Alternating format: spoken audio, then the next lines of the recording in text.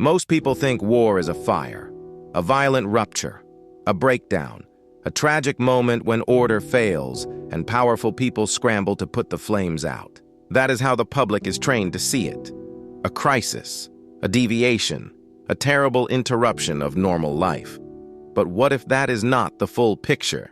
What if, in the modern world, conflict is no longer just a disaster to survive?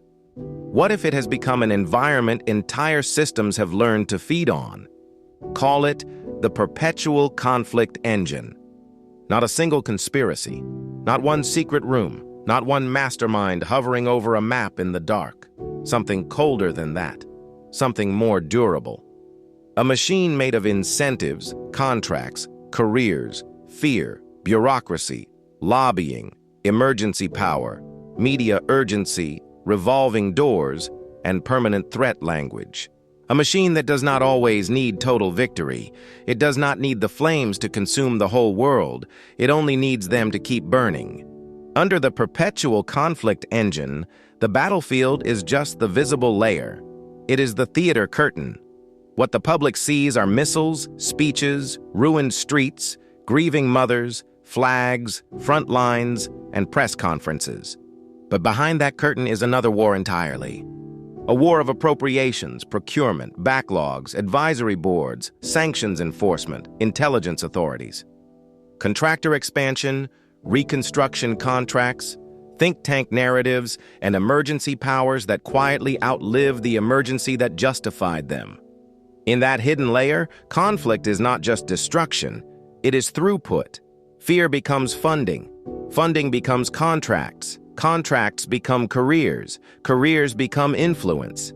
Influence helps keep fear politically useful. That is the engine. And that is where the story turns dark. Because the public still asks a moral question. How do we stop the violence? How do we end the war? How do we restore peace? But the machine asks a colder question.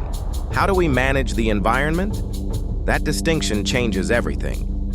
Because if a war ends cleanly, budgets shrink. Emergency logic weakens. Contractors lose momentum. Boardrooms lose urgency. Experts lose relevance. Entire institutions built around danger begin to suffocate. Peace, in this model, is not just noble. It is disruptive. Peace closes valves. Peace interrupts flows.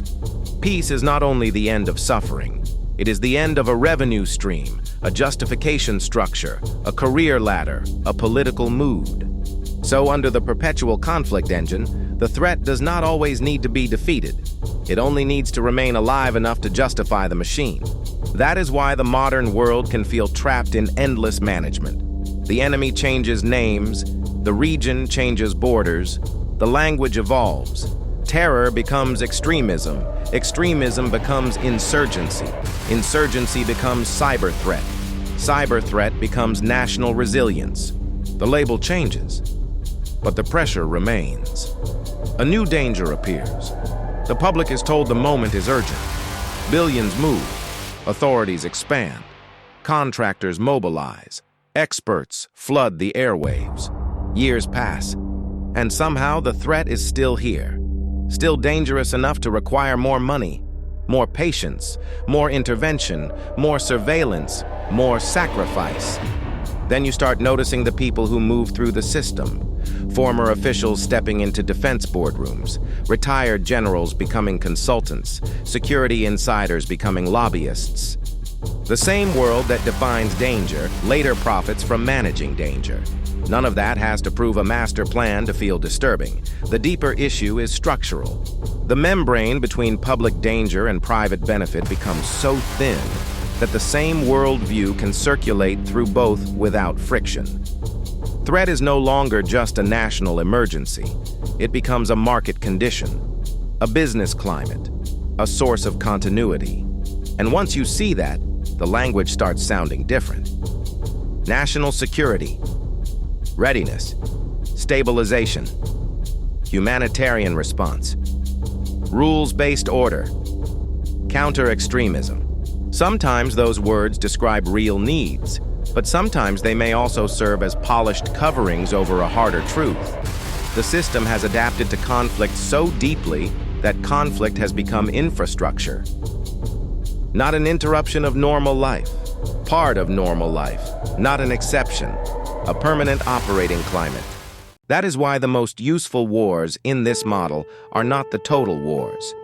Total collapse is messy. Total collapse is bad for business.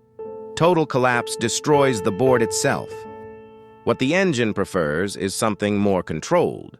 Controlled fragmentation, renewable enemies, slow burn instability, regions that never fully recover, threats that never fully disappear.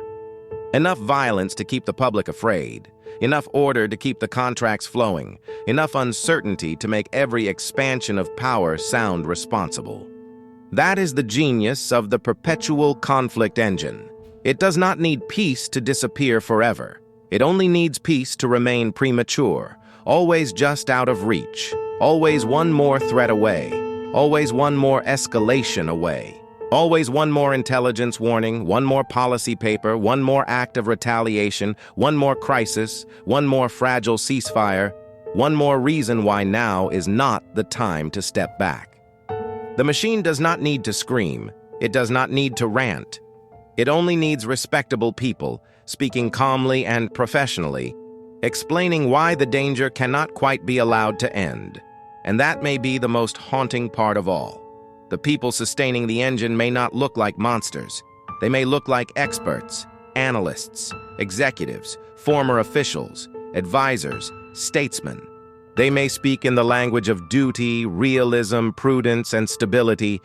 Some may believe every word they say. But systems do not need evil intent to become dangerous. They only need incentives. They only need repetition. They only need enough people discovering over and over again that instability pays better than peace. So maybe the real question is not just who started the war. Maybe the deeper question is what the war became once the machine wrapped itself around it. Who got richer as it dragged on? Who gained authority? Who gained relevance?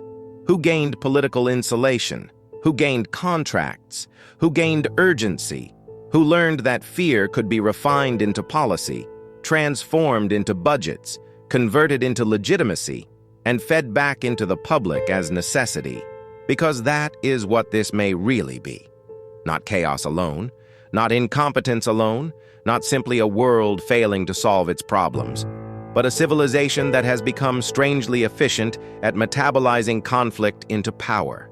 Human suffering converted into contracts. Danger converted into authority. Rubble converted into reconstruction. Instability converted into governance. Fear converted into continuity. Call it the perpetual conflict engine. A machine that does not require endless world war, only endless threat. A machine that can wear the mask of order while quietly feeding on instability. A machine that does not need every battle to be won, because unresolved danger may be more useful than resolution. A machine that can survive every outrage, every speech, every election, every peace promise, because it does not live in any one event. It lives underneath them. And if that engine is real, even partially, then the most dangerous people in the room are not always the ones pounding the table and demanding war. They may be the ones speaking softly, calmly, respectably. The ones with one more report, one more panel, one more contract, one more warning, one more reason the emergency must continue, one more reason the threat must remain alive, one more reason peace is still too early, too risky, too naive. Because under the perpetual conflict engine, the threat does not need to win. It only needs to remain useful. Follow Argumentor for the next chapter.